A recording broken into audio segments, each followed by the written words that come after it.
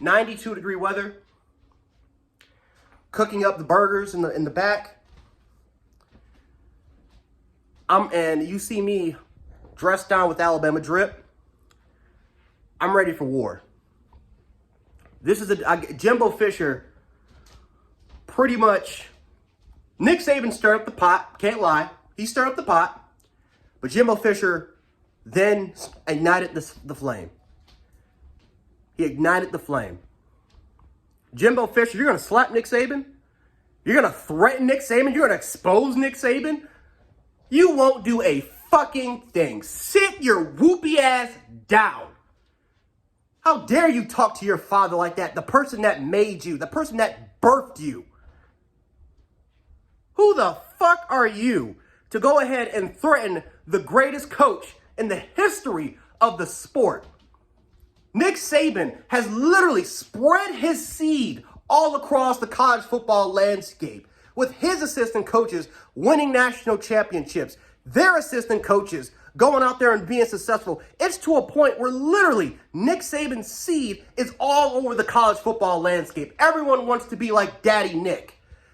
So yeah, Jimbo Fisher, you said that Nick Saban acts like God. No, you're wrong. Nick Saban is God. He is the God of college football. Fucking Jimbo Fisher. Who are you? Who are you, sir, to talk to your daddy like that? The person that made you who you are to this day. The person that gave you a job, fed your family. And you're going to go ahead and disrespect that man like that? Fuck you. Who cares? Nick Saban told the truth. It is what it is. If I was Jimbo Fisher, I'm like, yes, we paid millions of dollars in Texas money. Who gives a fuck? It's legal. Who cares? So what? Every school's been doing this shit for years. They just never gotten caught. It is what it is. What, you think people actually want to go here? There's nothing to do here. This is not New York. This is not LA. This is not Chicago. The fuck? This is not Europe. This is not Ibiza or fucking Dubai. Who gives a fuck? It's fucking legal.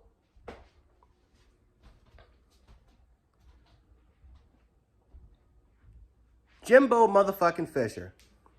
Slapping Nick Saban, threatening Nick Saban, exposing him for what? Cheating?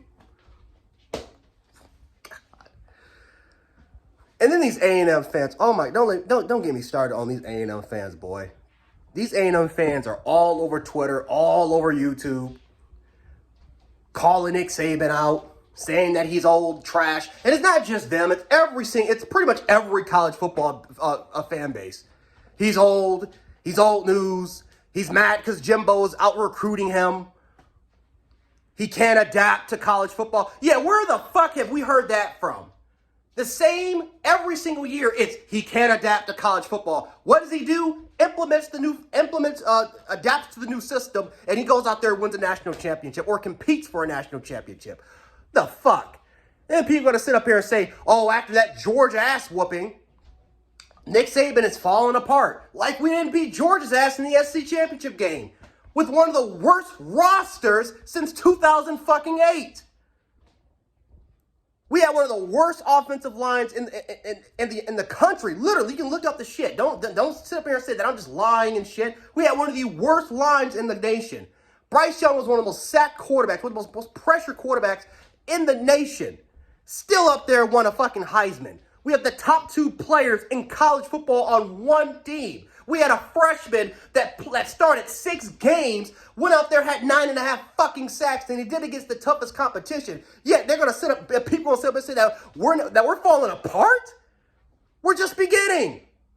We're just beginning.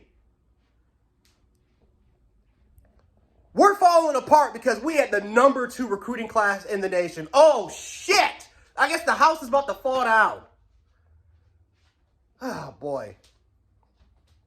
Every college football fan is now coming after Alabama, now coming after the fans. Listen, man. And then the most important part, you got Georgia fans out here. They're just chilling in the back. They're just chilling, eating their popcorn, saying, yeah, you guys fight. You guys fight, but we're stealing 5 stars in the backyard. We're stealing your 5-stars from your fucking backyard. I don't blame you. I don't blame Georgia at all. I don't blame him. But it's funny as all hell that you have pretty much every single coach, the coaches that will speak out and say, ooh, Nick Saban is kind of right.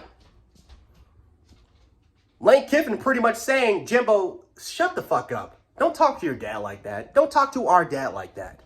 You know damn well you're paying players. It is what it is. Say it. It's legal. You've done it. Everyone's done it. Who cares?